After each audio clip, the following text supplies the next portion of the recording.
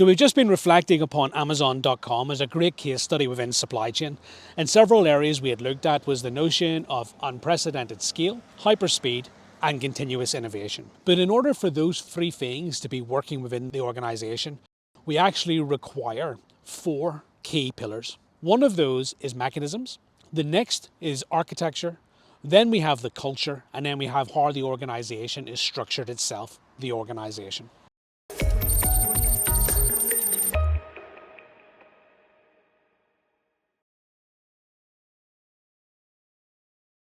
So we just started to think about those core areas, and one of the areas that we've been reflecting upon was mechanisms. So when Jeff was reflecting upon this, he was being quite clear when he was saying that good intentions don't work. What he was really getting at is this notion that, when people come to work, they're not coming to work thinking that they're going to do a bad job. Most people are coming to work thinking that they're already doing a decent job. I mean, most people are actually coming into work thinking, I'm doing a good job. So asking me to do an even better job is not going to result in an increase in performance.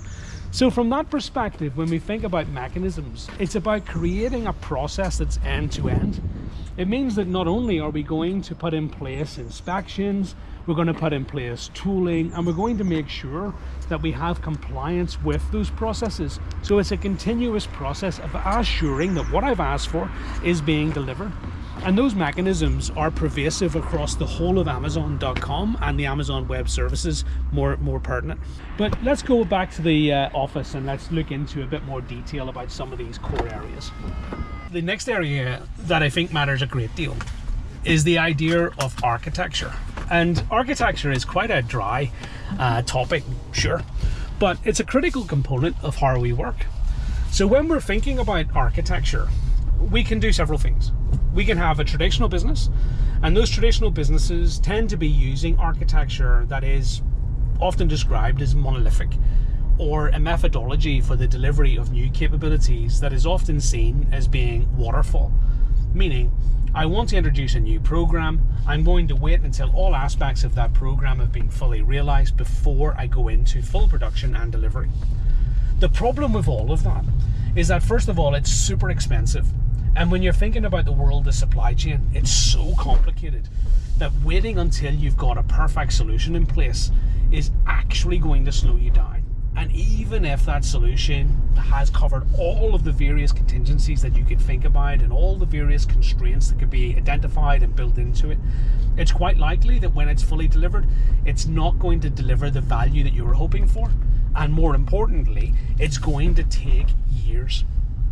So that's why Amazon, and AWS in particular, have adopted this strategy of using microservices. Now, the idea of these microservices is that a small 2-pizza team, more of that later, are able to actually structure in such a way as that they can solve pain points quickly and effectively and then move on to the next. So if we think about this lady, she's been sent to the right part of the fulfillment center in order to pick a particular product. That is the pick microservice. That's all it does. It's all it will ever do. But in order to pick something, you actually need to know where it is, what it is, you need description, etc. In other words, you need all of these other microservices to be working in unison. And this, for instance, could be a warehouse management system. But then if what you want to do is that you want to be able to look at things like labor planning, tax reconciliation, optimization across the network, topology, etc., then what you very quickly end up with is Amazon.com. If you want to test the logic of that, think about it this way.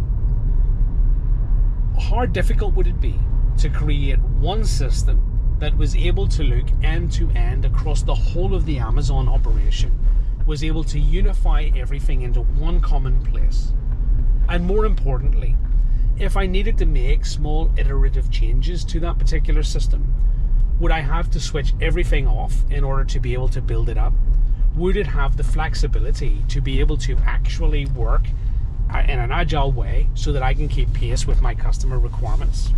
So yeah, that's in terms of our architecture.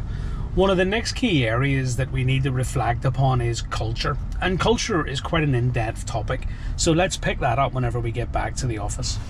Hey, so welcome back to the office. So, one of the core aspects of culture that often comes up when we're talking about digital innovation is the culture around change management.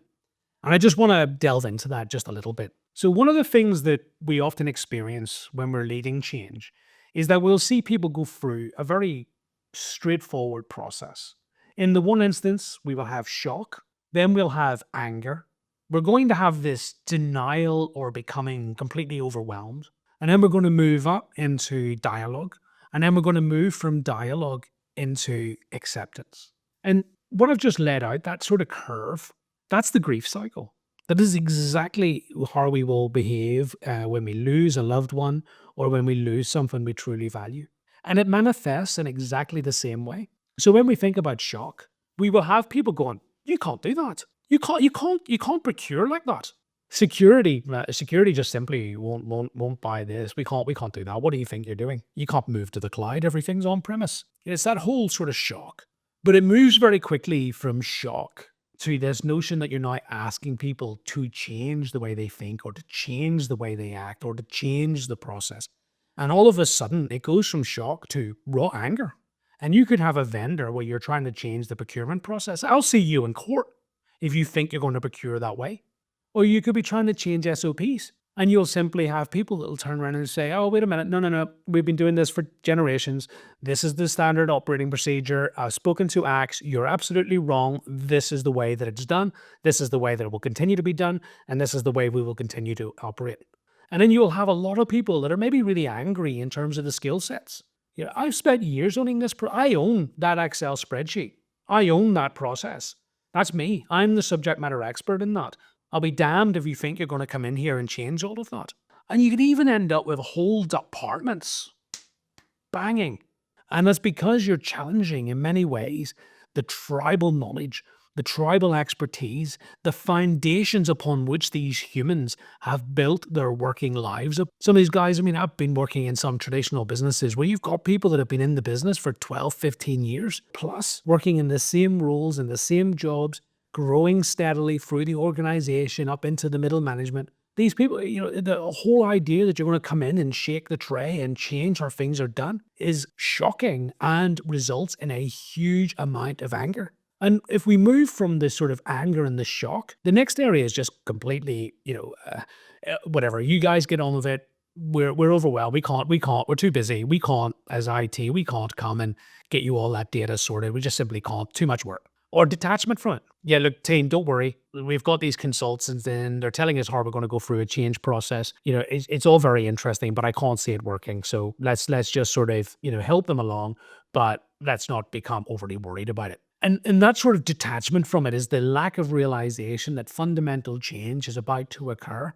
We are about to digitize the business. There's a very helpful Amazon leadership principle that is designed to get people moved into the dialogue piece as quickly as humanly possible. And that leadership principle is called have backbone, disagree, and commit. In other words, I expect you to come back and argue your point. I expect you to bring data to the table to tell me why the change or whatever it is that we're about to implement is wrong.